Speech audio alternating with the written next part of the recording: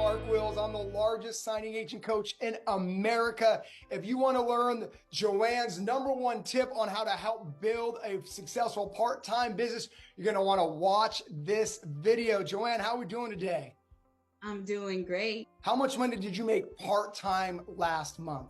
Last month, I had my largest month, my best month, and I made $5,500. Man, I'm proud of myself, man.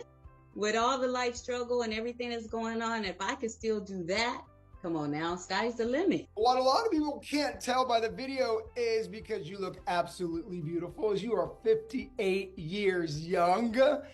And so I want to talk to people who are in a more wiser years, because I feel like there's a little bit of people who may not feel like this business is for them because they're 58, 60, 65. So I think your story is really encouraging and inspirational. You are retired, and this is a good part-time income in your retirement years, but you were kind of forced to be retired. So I don't want to tell your story. Take us back to when you were retired. Share your story. Where were you? How did you feel? What started all this? Well, I worked at the post office for 28 years, and I had some injuries. I had to have surgery on my hand, surgery on my shoulder, and then they wanted to do my back and neck, and I just had to tap out.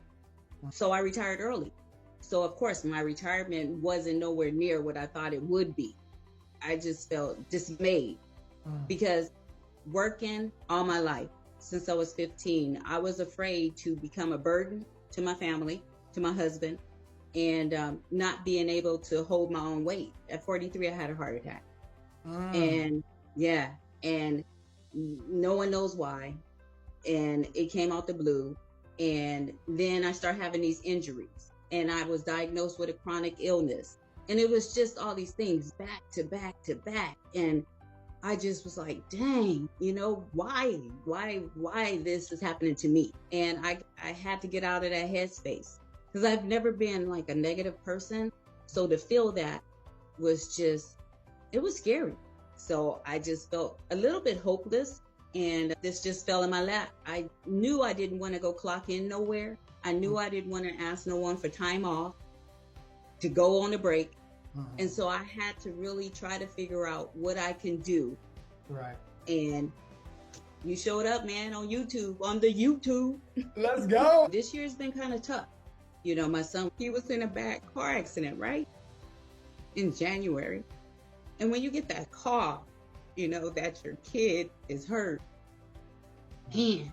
And I think about, if I worked at the post office still, they wouldn't have been understanding that I had to take off and take care of my kid, and then, but thank God he's making it through. But he had major surgery last month, and he's still healing. And he's back home. He was living his life, 27, living his life with a roommate, but now he's back home. But to see that he's thriving again, and to be able to take him to the appointments and do all this and still build this business is phenomenal.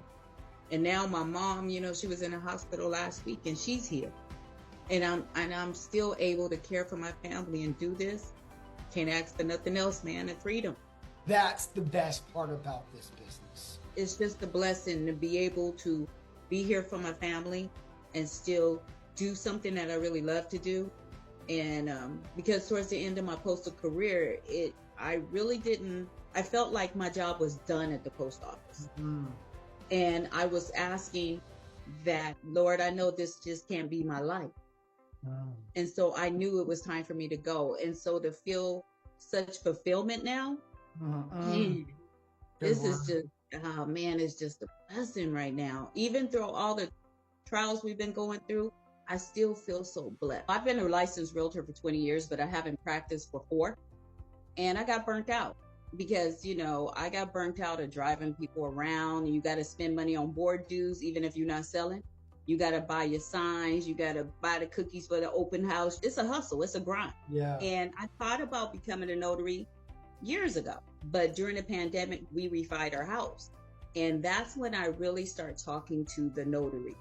And she started telling me how much she made, how much she was making per that signing. And I was like, you say what? I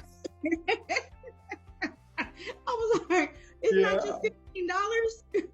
And then the rest is history, Mark. If there's somebody else who was in that dark time that you were a few years ago, If someone's feeling that right now, what would you say to them to help them through that moment? I would just say, keep going.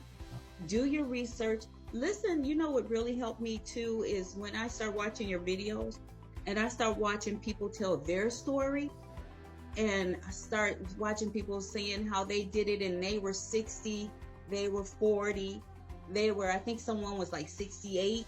Yeah. And I'm like, come on now, that gave me hope, because I'm like, if they could do it, I can do it. If Joanne can build this business, can anybody, and why? Anybody could do it, and the reason why, if you can take a pen and you can stamp a piece of paper and you can flip through some documents and read the paragraph, you ain't got to read the whole thing, just read the little paragraph. Anybody could do it, man. Anybody could do it. You're the best. I mean, Kate, let me transition to your income dream.